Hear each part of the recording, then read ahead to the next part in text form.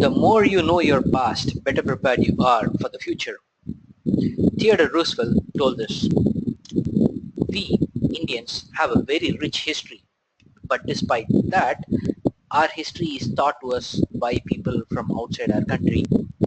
And with the recent advancements of technology and vast amount of discoveries in the recent past, we have a great opportunity to redefine our history for ourselves.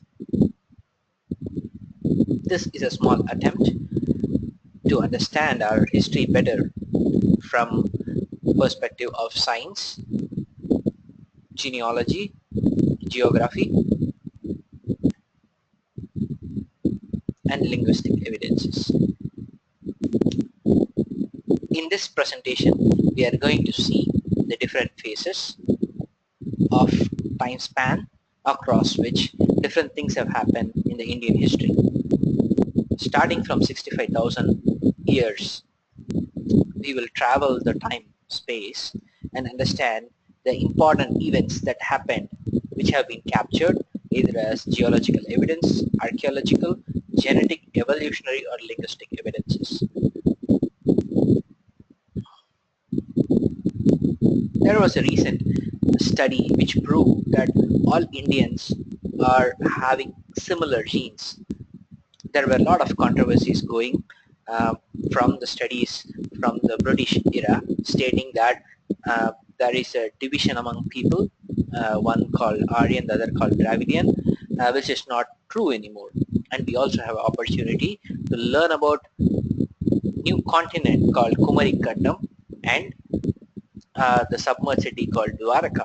With findings from all these quarters, we have a great opportunity to understand our history better. To start with, the Homo sapien species migrated from Africa to India around 60,000 years ago. They reached India, they settled down in a place called Sapta Sindhu or the seven rivers, one of which was Saraswati and that was considered the principal river. Now this river is extinct. Agastya, one of the seven principal sages of the time, was part of the Rig Veda and he had written some of the verses of Rig Veda. He is important because he is the link between Kumari Kandam and the northern India.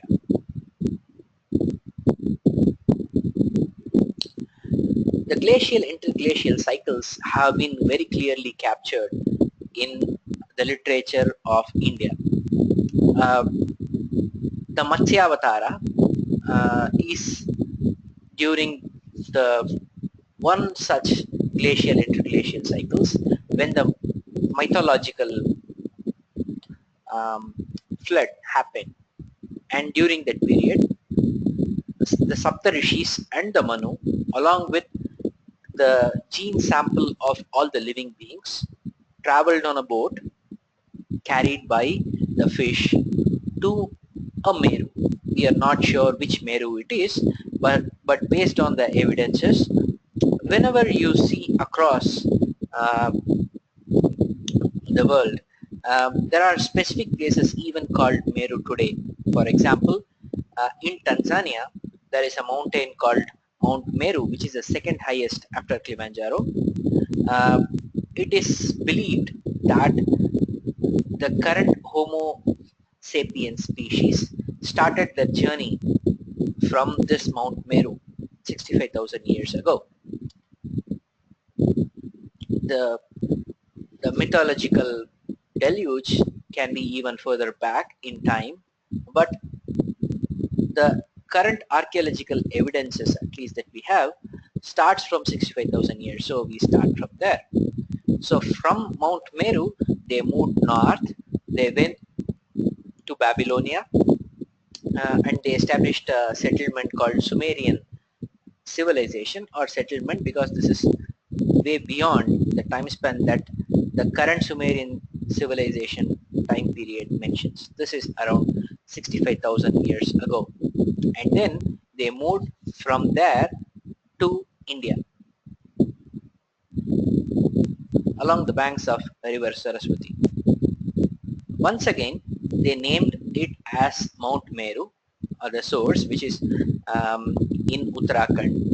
So you can see that there is a Mount Meru in Tanzania, Sumeru, which is Sumerian settlement in Babylonia, and Mount Meru in Uttarakhand. We will see one more Meru in Kumari Kandam later. So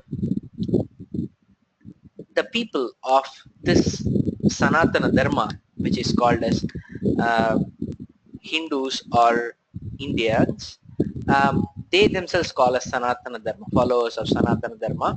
Wherever they go, they named the primary mountain that they worshipped as Mount Meru. Two of the important rishis that we would track is Vashishta and Agastya. Both are brothers, both are formed through the same sources, and while Vasishta was there in the north, Agastya moved south. During the initial period of Rigveda, Agastya helped in creating some of the Vedas, and then he moved close to the banks of Godavari in the middle of India.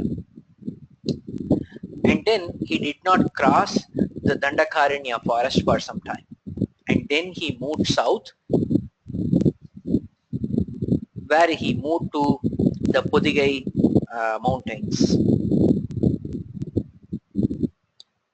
So the genealogical movement through the testing of gene proved that people started moving, the Homo sapiens, from Africa near Ethiopia or Tanzania via the Gulf of Eden into Mesopotamia or Sumeria, from there into India around 60,000 years ago.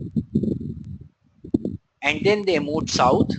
From there they moved into Java, Sumatra, and then to Australia.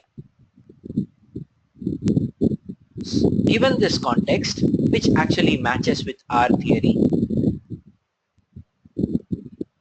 when we go through the Rig Veda, it clearly says that we abide in you like under a sheltering tree.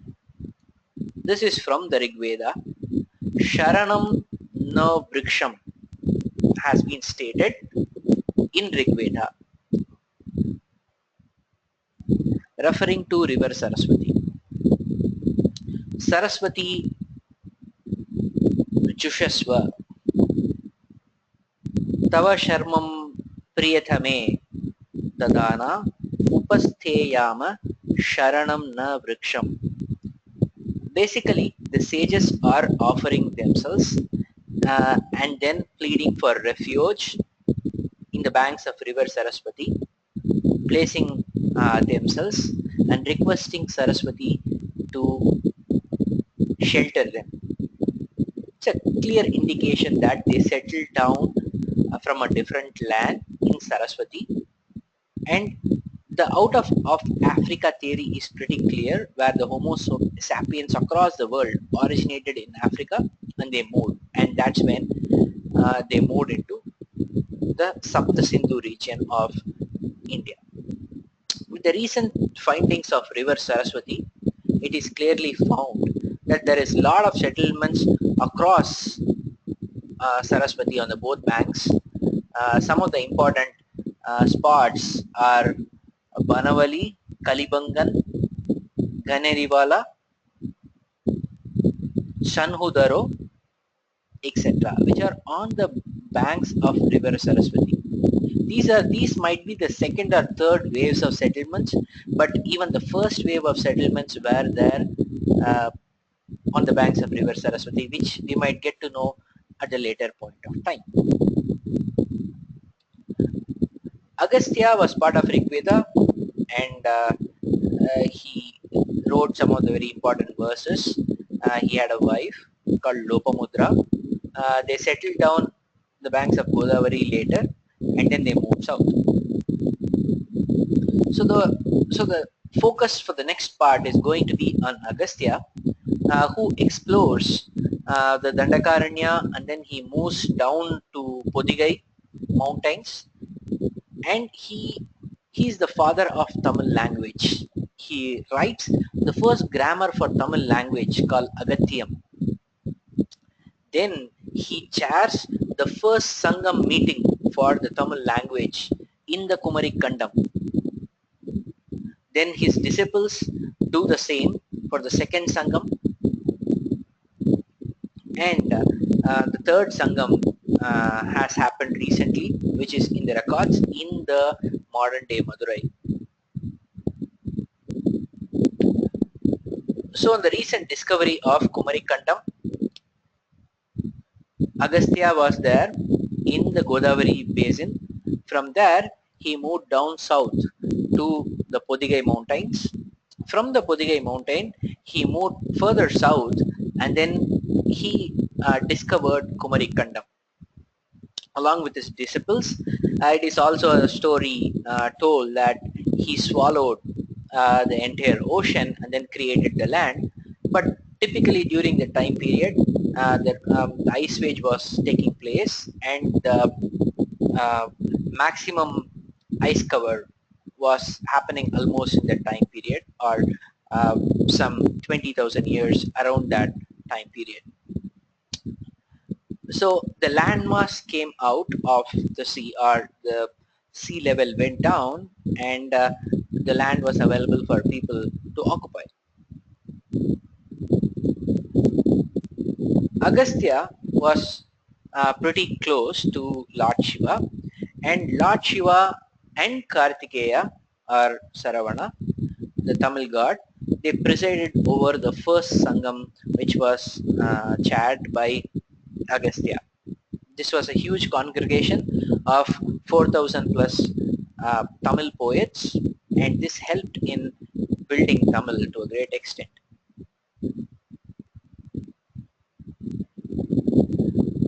Let's look at some more detail of Kumarikandam.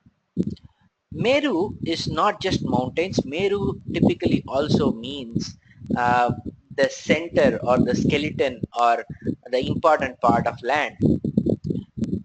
So when you look at Kumarikandam, at the middle of it you would see a mountain going more like a skeleton or the backbone of the whole land, and rivers flowing from the mountain towards the east and then falling in the Indian Ocean.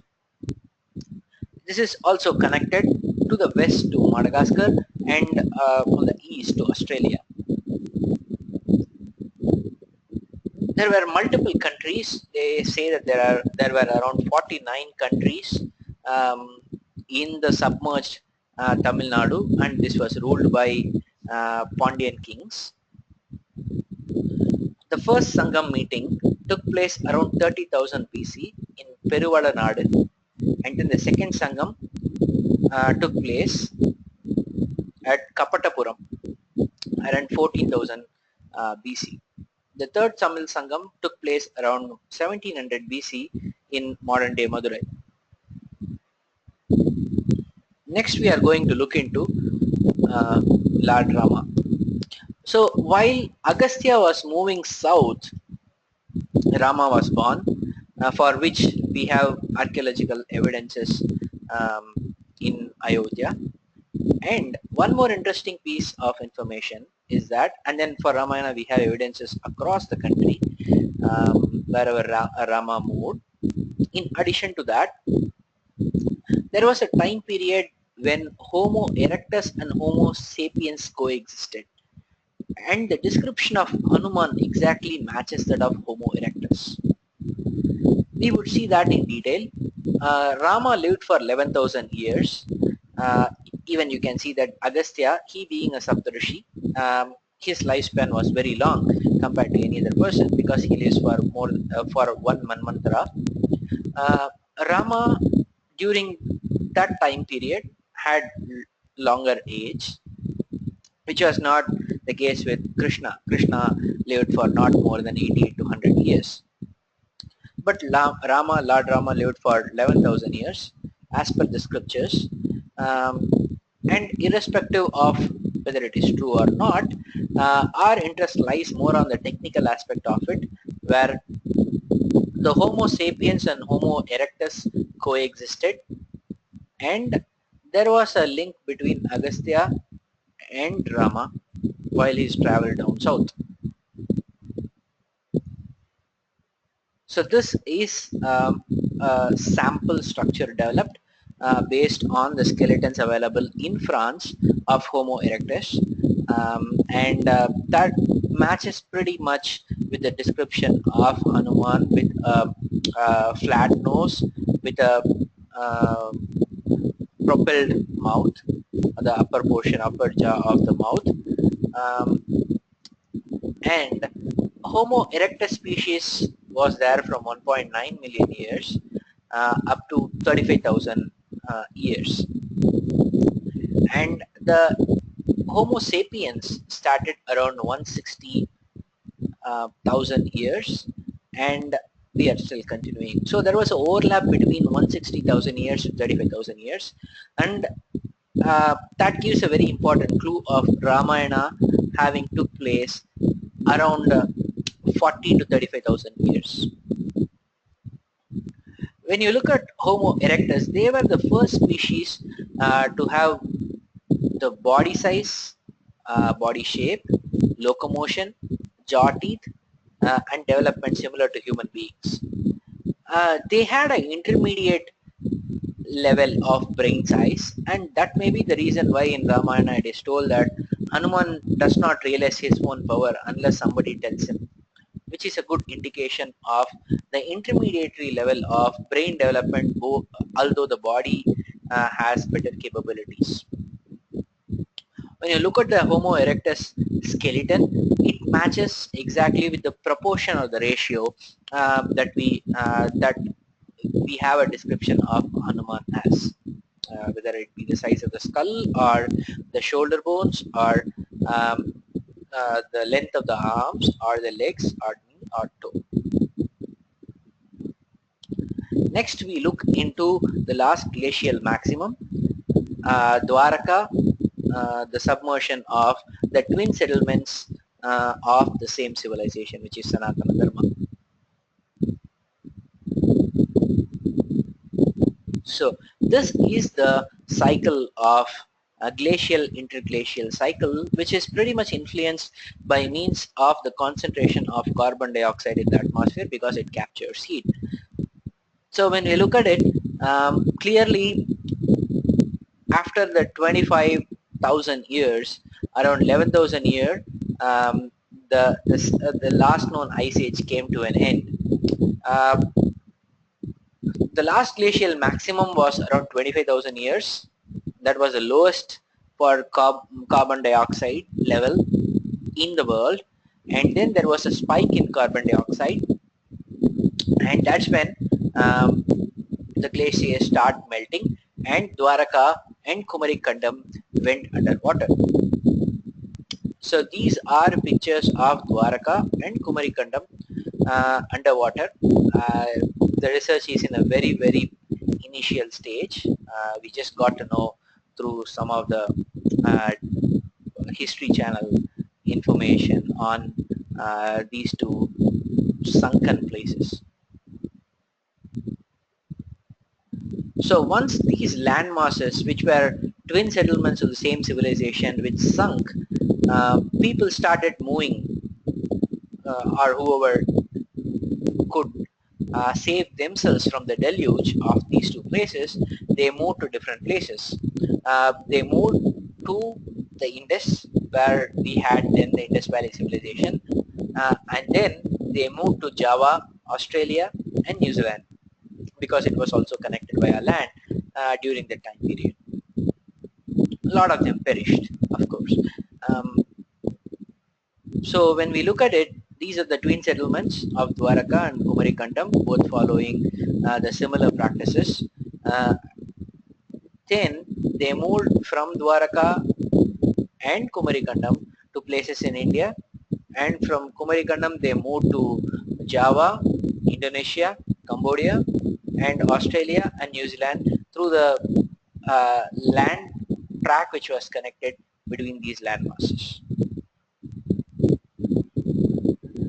Migration to Indus Valley was pretty clear because people moved from Africa to India, and suddenly after some 40,000 years, this Indus Valley civilization came up, and they just came from nowhere of the knowledge that we have today, just of Indus Valley civilization, and they built beautiful structures, very organized drainage system, even better than what we have in some of our cities today. So that is pretty evident that they had evolution somewhere else, and then they just came here and settled down. And second is the lord or gods that they have. For example, something like Pashupatinath or Lord Shiva, which was worshipped in both places of Dwaraka and Kumarikandam. And then Agastya and Shiva were worshipped even in Java, which is modern day Indonesia. And the recent genetic research shows that around 4,000 to 5,000 years, there was a wave of Indians coming and settling down in Australia, and there was a mixture of the genes, and 11% of the genomes actually match with the Indians of the Aboriginal Australians. When we move to New Zealand, actually the interaction is pretty stark. The principal gods of Maori tribes are Rangi and Papa. Rangi sounds pretty similar to Ranganatha, and Papa is a very typical Tamil name. And when you look at the symbols on their forehead, a trident and Chandra-like symbol, the forehead of the goddess of Mother Earth, are very symbolic of the Hindu gods. So Ranganatha is the god of sky, and the Bhudevi is the mother of earth. Similar structure is being followed in the Maori tribe, which is very striking. We can also look into the National Library of New Zealand, which has a very detailed document of the relationship between Maori and Sanskrit languages. Even the fern, silver fern, it is called as punga leaf by Maori, and punga is also the name of a tree in Tamil Nadu. So there is strong relationship between the Maori tribes of New Zealand, and they have strong connections to both Sanskrit and Tamil, which was practiced in both uh, Dwaraka as well as in Kumarikandam in India. So I think we have captured some of the most important things in what I believe to be the true history of India, and I think there is a lot of technical evidences, scientific evidences to prove all this. And all these points which we have seen have strong foundations in science, archaeology, genetics, evolution, and linguistics. I think going forward, we will have a very clear definition of our history, and it is very important that we know our history to do well in the future. Thank you, and hope to get more information and get back to you.